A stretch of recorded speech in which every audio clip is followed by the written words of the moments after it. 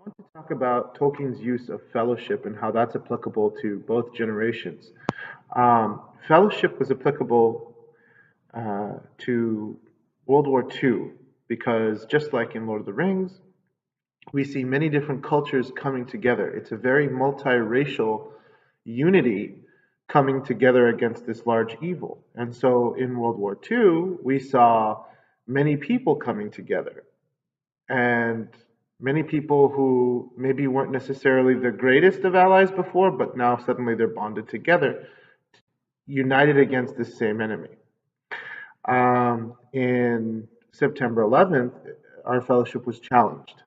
While yes, there were many different races that came together in New York after the September 11th attacks happened, it was definitely challenged almost in the same way that you saw the dwarves and the elves and the men fighting together. Now you saw people in New York fighting against races that any race that would seem Islamic. There were even attacks against people who were not Muslim, but they just kind of looked the part.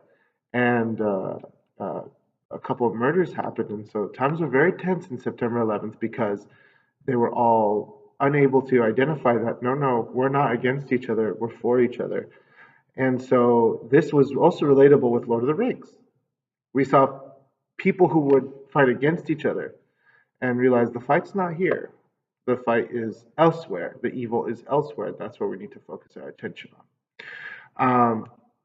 By the by the end of the book, we see that fellowship is what could only take them so far.